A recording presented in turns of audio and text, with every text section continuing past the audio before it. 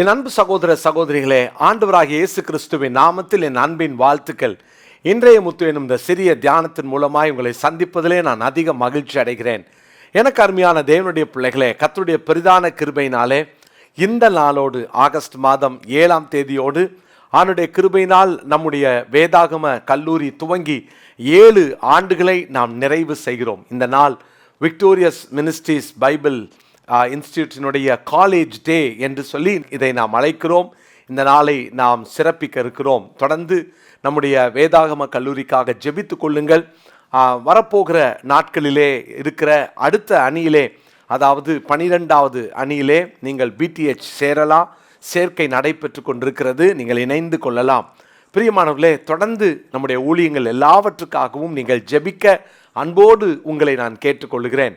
இந்த நாளிலும் எங்கே என்ற அந்த செய்தியின் தலைப்பினுடைய கடைசி செய்தியாக வெளிப்படுத்தின விசேஷம் 7ஆம் அதிகாரத்தின் 13வது வசனத்தை நான் வாசிக்கிறேன். வெளிப்படுத்தின விசேஷம் 7:13. அப்பொழுது மூப்பர்களில் ஒருவன் என்னை நோக்கி, வெள்ளை அங்கிகளை தரித்திருக்கிற இவர்கள் யார்? எங்கே இருந்து வந்தார்கள் என்று கேட்டான். எங்கே இருந்து வந்தார்கள்? 144,000 பேர் சிங்காசனத்திற்கு முன்பாக அங்கே குருத்தோலைகளை கையிலே பிடித்து கொண்டு நிற்கிறார்கள். அந்த 144,000 பேர் என்று அங்கே கொடுக்கப்பட்ட லக்கம் ஒரு குறிப்பிட்ட சபைக்கு உரியது அல்ல, ஒரு குறிப்பிட்ட குழுவினருக்கு உரியது அல்ல, ஒரு குறிப்பிட்ட கூட்டத்தினருக்குரியது அல்ல. நாம் பலர் இதை கிளைம் பண்ணுறதை நம்ம பார்க்குறோம். ஆனால் அது யூதர்கள் 12 கோத்திரத்தார் 12,000 பேர் என்று லக்கம் எண்ணப்படுகிறது. அதைதான் 7ஆம் அதிகாரத்தினுடைய முந்தின பகுதியிலே நாம் பார்க்கிறோம்.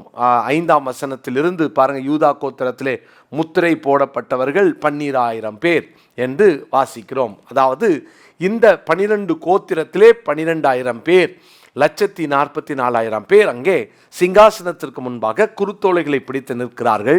இவர்களை பார்த்து தான் அங்கே இருக்கிற மூப்பர்களில் ஒருவர் கேட்கிறார், இவர்கள் எங்கிருந்து வந்தார்கள் என்று சொல்லி.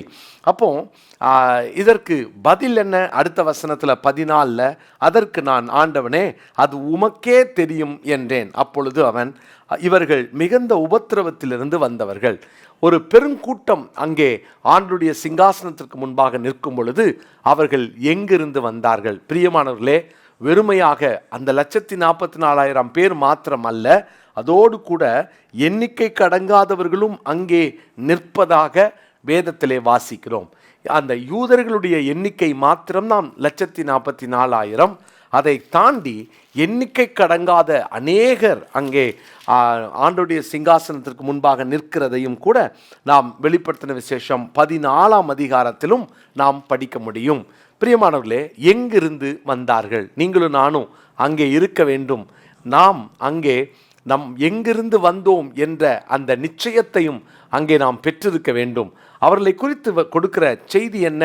அவர்களை குறித்து அவர்கள் யார் என்ற அந்த செய்தியை பார்ப்பீர்கள் என்றால் 3 வார்த்தைகளை நான் அங்கே சுட்டி காட்ட விரும்புகிறேன். ஒன்று, உபத்திரவத்திலிருந்து வந்தவர்கள். முதலாவது, உபத்திரவத்திலிருந்து வந்தவர்கள். இந்த உலகத்திலே உபத்திரவம் உண்டு, ஆனாலும் திடன் கொள்ளுங்கள், நான் உலகத்தை ஜெயித்தேன் என்று ஆண்டவர் சொல்லுகிறார். அப்போ நமக்கு இந்த உலக வாழ்க்கையில் வருகிற உபத்திரவங்கள் நாம் ஒரு தவறு செய்துவிட்டு படுகிற உபத்திரவம் அல்ல, அது ஆண்டவருக்காக வாழ்வதினால் வருகிற உபத்திரவம். ஆண்டவருக்காக, கிறிஸ்துவுக்காக படுகிற உபத்திரவங்கள் எத்தனை அருமையானது பாருங்க. அந்த 144,000 கூட்டத்தார் எங்கிருந்து வந்தார்கள்? உபத்திரவத்திலிருந்து, மிகுந்த உபத்திரவத்திலிருந்து வந்தவர்கள். இன்னைக்கு ஒருவேளை இயேசுவுக்காக இந்த உலகத்தில் நீங்கள் சிலுவை சுமக்கிறீங்களா? இயேசுவுக்காக இந்த உலகத்தில் வருகிற உபத்திரவங்கள் எல்லாம் எந்த விதத்திலே நாம் கையாளுகிறோம்? உபத்திரவம் வந்த உடனே ஆண்டவர் வேணான்னு முறுமுறுக்கிற பழக்கம் உண்டா? உபத்திரவம் வந்த உடனே நான் என்ன தப்பு பண்ணேன், என்னை ஏன் இப்படி சோதிக்கிறீங்கன்னு ஆண்டவரை கேள்வி கேட்டது உண்டா? உபத்திரவம் வந்த உடனே தேவனுக்கு விரோதமாக முறுமுறுக்கிற பழக்கம் உண்டா? உபத்திரவம் வந்த உடனே நான் சர்ச்சுக்கு போக மாட்டேன், ஜெபம் பண்ண மாட்டேன், பைபிள் படிக்க மாட்டேன்னு சொல்கிறது உண்டா? உபத்திரவம் வந்த உடனே நீங்கள் ஒருவேளை உட்கார்ந்து அழுது ஆண்டவரை துக்கப்படுத்துறது உண்டா? பிரியமானவர்களே, உபத்திரவம் வந்தால் நான் ஆண்டவருடைய பாதையில் போகிறேன்ற நிச்சயத்தை தயவு செய்து உங்கள் வாழ்க்கையிலிருந்து எடுத்துடாதீங்க. எப்போதும் அதை உங்கள் உள்ளத்துக்குள் வைத்துக் கொள்ளுங்கள். உபத்திரவப்படுகிறவர்கள் நான் கர்த்தருடைய பாதையில் நான் போகிறேன் என்ற அந்த நிச்சயத்தோடு வெற்றி நடை போடலாம். காரணம், இந்த உலக வாழ்க்கையில் அந்த உபத்திரவம் முடிந்து நித்திய வீட்டிலே சிங்காசனத்திற்கு முன்பாக உபத்திரவத்திலிருந்து வந்தவன் என்று என்னை குறித்து சொல்லப்படும் போது அது எத்தனை பெரிய பாக்கியம். முதலாவது உபத்திரவத்திலிருந்து வந்த கூட்டம். இரண்டாவதாக 7ஆம் அதிகாரத்தின் 14ஆம் வசனத்தில் பாருங்களேன், இவர்கள் தங்கள் அங்கிகளை ஆட்டுக்குட்டியானுடைய இரத்தத்திலே தோய்த்து வெளுத்தவர்கள். இரண்டாவது, இவர்கள் ஆட்டுக்குட்டியானவரின் இரத்தத்தினால் தங்கள் அங்கிகளை தோய்த்து வெளுத்தவர்கள். பிரியமானவர்களே, உலகத்திலிருந்து வந்தார்கள். இரண்டாவது, இவர்கள் உலகத்தால் கரைப்படாமல் தங்களை காத்து கொண்டவர்கள், உலகத்தின் கரைகளிலிருந்து விடுபட்டவர்கள். அருமையான சகோதரனே சகோதரியே, உலகத்தில் இவங்க கரையே இல்லாமல் வாழ்ந்தாங்களா அப்படின்னா, அவர்கள் வாழ்க்கையிலே ஒருவேளை கடந்த கால அனுபவங்களிலே வந்த கரைகள், கடந்த காலங்களிலே வந்த சில உலகத்தினால் உண்டான சில ஒருவேளை தேவனுக்கு பிரியமில்லாத காரியங்கள் வந்திருக்கலாம். ஆனால் அதோடு கூட நித்திய வாழ்க்கைக்குள் பிரவேசிக்க முடியாது. அவர்கள் பிறந்ததிலிருந்து பரிசுத்தமாக வாழ்ந்துட்டாங்களா? இல்லை. அவர்கள் தங்கள் அங்கிகளை ஆட்டுக்குட்டியானின் இரத்தத்தினால் தோய்த்து வெளுத்தவர்கள் என்றால் இயேசுவின் இரத்தத்தால் கழுவப்பட்டவர்கள். உலகத்தோடு உலகமாக ஒருவேளை வாழ்ந்திருக்கலாம்.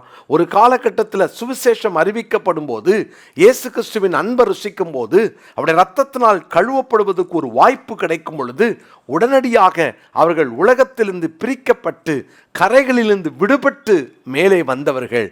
அருமையான தேவனுடைய பிள்ளைகளே, every saint has a past என்று சொல்வார்கள். அதாவது ஒவ்வொரு பரிசுத்தவானுக்கும் ஒரு கடந்த காலம் என்ற ஒன்று உண்டு.